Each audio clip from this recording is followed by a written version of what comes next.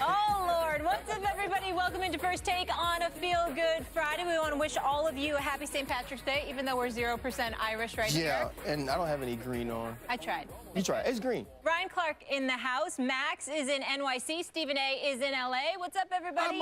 I must confess. I mean, Max always looks good. It's just that the same look all the time. I mean, shit, switch it up. I mean, switch it up. I thought you were in a good mood. You got a beautiful wife at home. You're an attractive dude. Stop Stephen wearing A. the same damn outfits. In the case of you, Ryan Clark, I must admit, you're looking quite dapper today. Thank you. You are. I have to give Hey, LA must have you feeling really good and funny. Let me explain. I need to explain to Stephen A. I need to explain to Stephen A.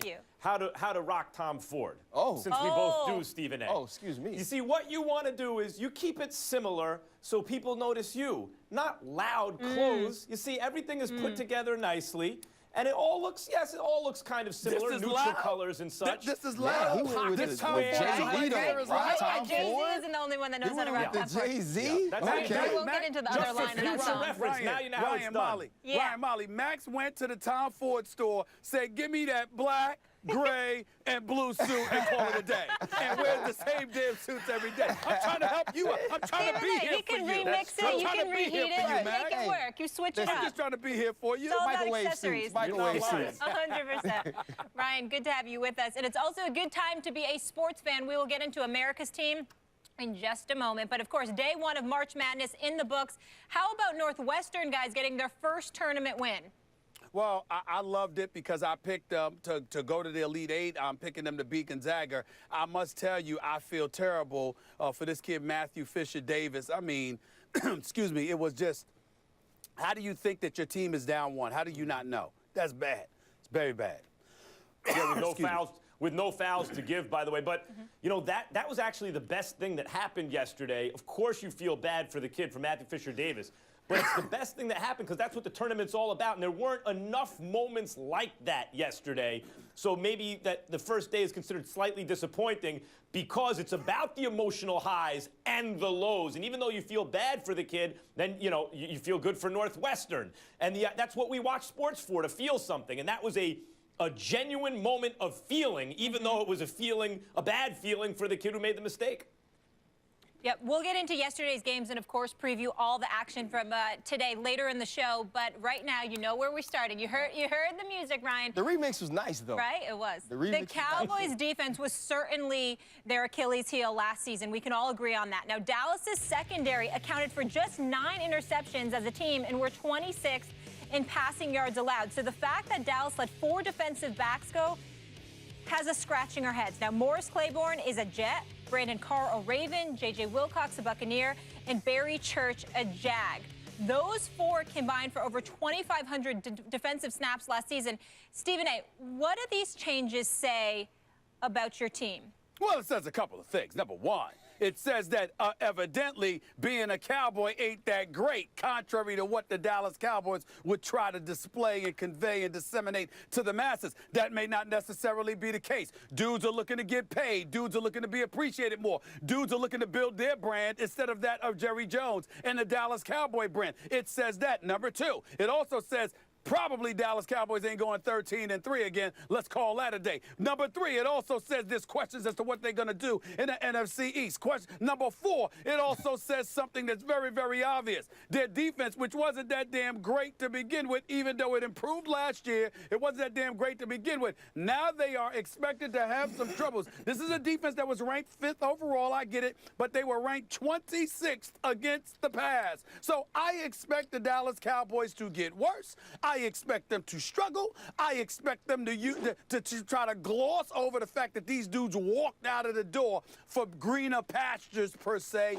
And I expect the Dallas Cowboys to do what I know they're always going to do. They're going to struggle, and somehow, some way, they will find a way to get in their own way and not get it done. It's just usually we learn about this later. Now we're seeing it happen as we speak right here in the month of March. I happen to believe it's a beautiful day. I happen to believe it's a very, very beautiful day.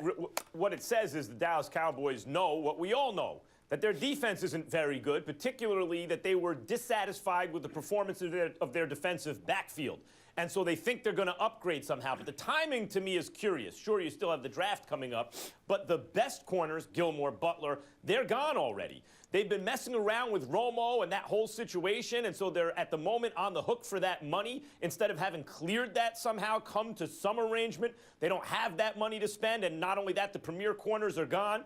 So maybe they're trying to improve in their defensive backfield, but at this point, given what they have to spend, what's on the market, boy, they better hit in the draft. Because it's possible, though hard to imagine, they could even get worse there, Ryan.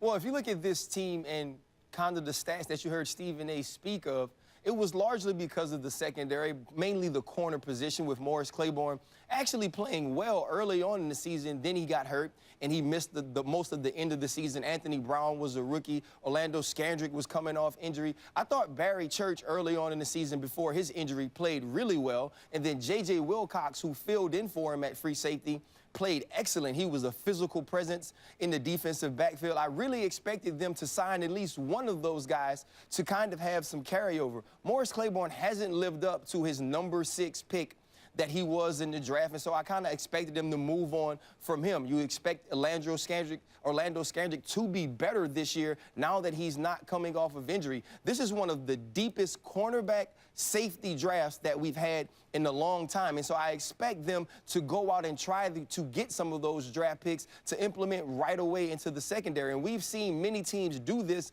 recently, whether you look at Vernon Hargrave starting in Tampa Bay last year, Jalen Ramsey starting in Jacksonville. So we've seen young guys come in, play, and take a lot of snaps.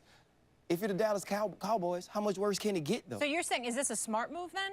It's Get not, rid of these guys listen, and potentially I think Barry Church and J.J. Wilcox, it would have been smart to keep one of those guys because they actually did play well. Mm-hmm. They actually did provide leadership. When you look at Brandon Carr, you look at Morris Claiborne, those guys haven't played up to the type of deals they were requesting, to the type of expectations that will be placed on them, first of all, because of the experience, secondly, because of the money that they will want. And so moving on for them, I think, is a smart idea. You're not a team that goes out and tries to play man-to-man constantly under defensive coordinator Rob Marinelli. So for me, it's not necessarily a terrible thing, but it's what you do from here moving forward. Will you be that accident waiting to happen like Stephen A. always says, or will you make the right decisions in replacing these people? Furthermore, of course you want a good defense, Stephen A. Of course you want your defense to get better, not worse, and their defense was bad last year. But the whole point of the Cowboys is their offense is designed to mitigate the damage that the defense does or doesn't prevent because it's ball control. Big, excellent offensive line, great running back, smart quarterback. That keeps the offense on the field and the defense off of it. They won 13 games last year and gave away some games at the end of the season, you know, in spite of that defense.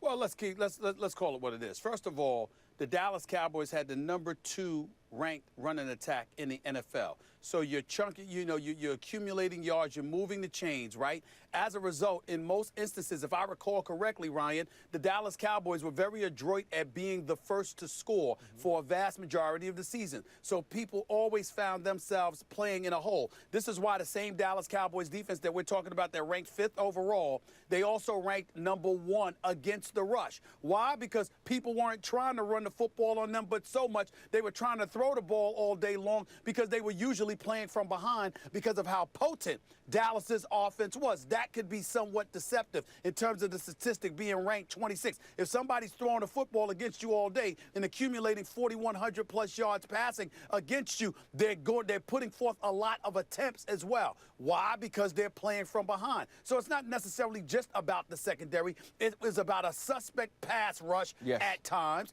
that you can't. I mean, if you're giving quarterbacks all day to stand back, take pictures, call their girlfriends or their wives, you know, can I get some dinner? Let's make plans for the evening while you're standing in the pocket before throwing a damn pass. Of course it's going to be a problem for the secondary. But we gloss over that because it's always an excuse when it comes to these damn Cowboys. There's always an excuse. There's always an explanation for their ineptitude. There's got to be a reason. I mean, it's Brandon Carr and it's Morris Claiborne. So now they're the culprits. Never mind you were bragging about them along with Scandrick and everybody else. Oh, no. no, they were going to be just fine. But then you're struggling. It's got to be somebody else's fault other than the overall organizational structure of this team. This is what happens when you're the Cowboys. We're talking about the secondary today. It'll be the defensive line next week. It'll be the wide receiving corps next month. It'll be something. Steven, it's the defense as a whole. You talked about the pass rush. It was hard for them to get pressure on quarterbacks, which we saw Aaron Rodgers take advantage of in the playoff game. They didn't lose that game because of Dak Prescott and the offense and having rookies in the backfield. They lost because they couldn't produce stops. And I think looking at that, why bring back the same people? I'm sure they tried to keep Barry Church at a price. I'm sure they tried to keep J.J. Wilcox at a price.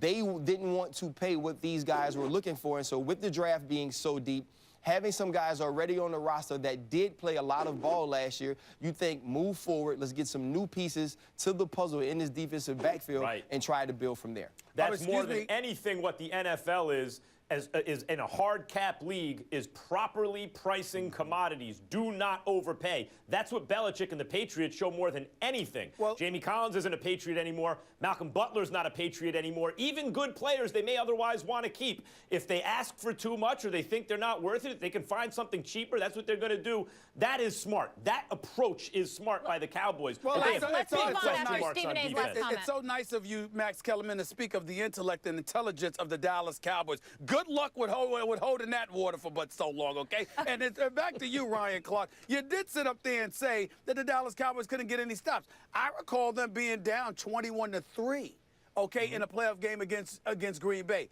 And they came back and ultimately tied it at 28 apiece. I thought they got some stops when they needed to, but ultimately it fell apart. Did they play the next week?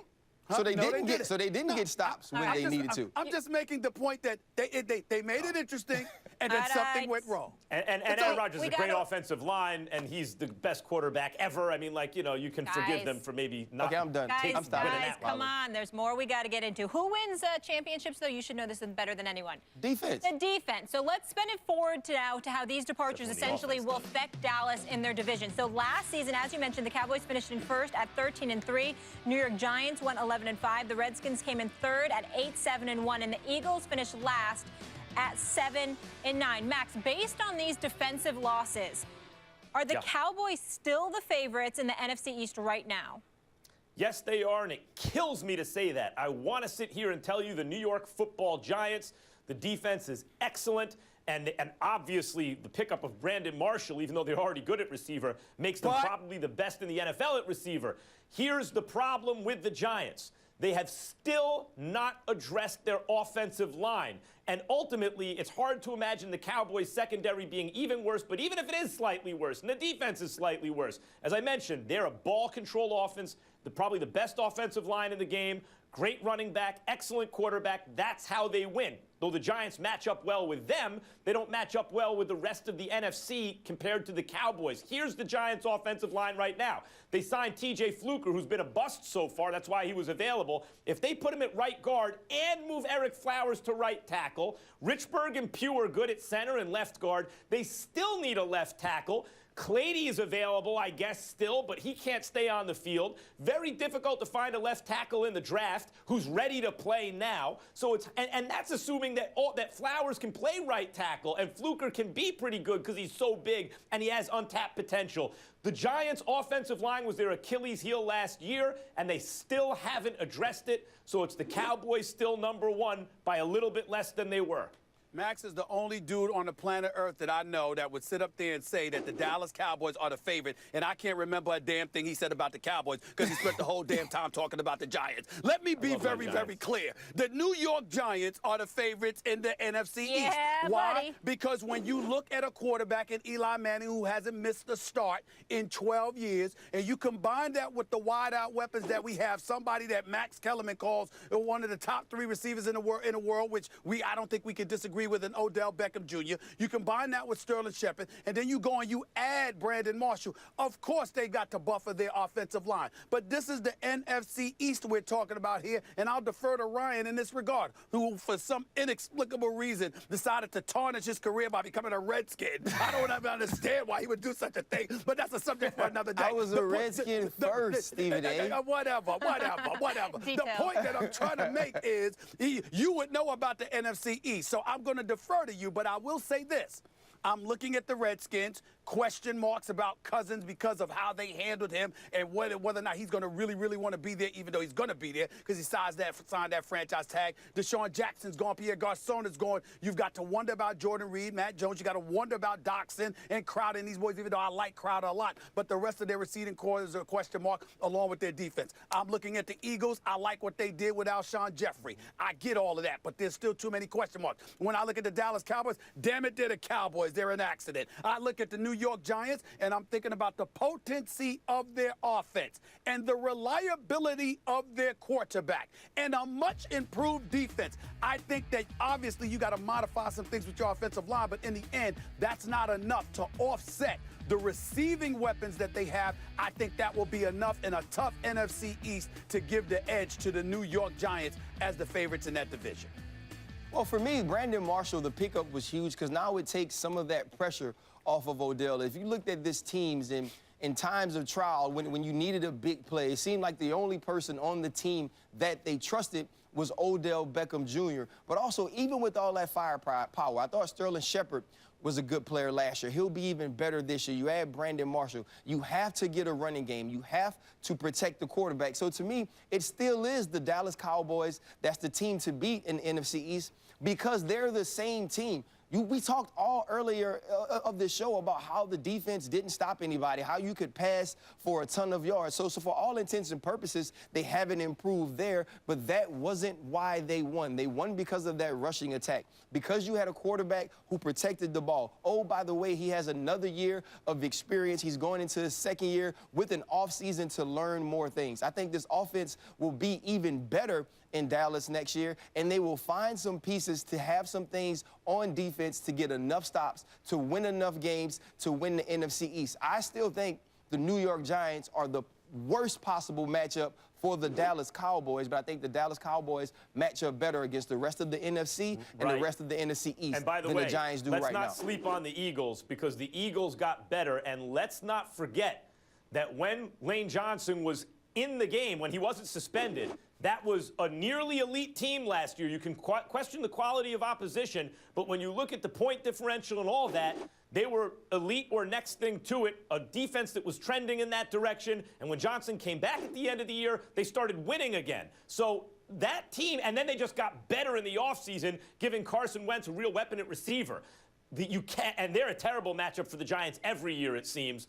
And they beat the Cowboys late, though the Cowboys didn't have a lot to play for. You can't sleep on the Eagles. The thing about the Eagles as well, it's about play calling, right? Does Doug Peterson do the right thing with Carson Wentz? You add Torrey Smith, you add Alshon Jeffrey. You have to find a back in the draft, and I think that's something they'll do. In the airport this week, I'm getting on the plane. Leonard Fournette's getting on the plane to Philadelphia, so it seems like they may be trending in that way.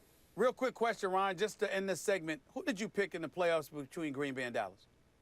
Oh, I can't remember, Stephen. Oh, you can't remember, huh? It wasn't the Dallas Cowboys? I can't remember. Dallas Cowboys? I'm just checking. Molly, this is a great segment. I'm just asking good segment, Molly. I just want to know. I just want to know why you can't answer the question. What, you scared? You scared to answer the question? You scared? I mean, you can't tell us who you picked? I don't remember. You don't recall? I don't recall. You don't recollect? The Dallas Cowboys. You really? All right. The Dallas Cowboys. Listen, Stephen A is the only one making sense this morning. That's all I know. Giants with the slight edge. Do enjoy the suit, though, and we'll see you on NFL Live later. Nice face. Ryan, thank you so much. Coming up, Steph Curry says he would give the MVP to James Harden. So how does Mr. Triple-Double feel about it? Has anyone told you that Curry shared his opinion that it should be Harden because of where the Rockets are in the standings? I don't care. It don't matter what he say. Who is he? Hey, we'll dive into Russ versus Steph coming up. Plus, might Richard Sherman be playing somewhere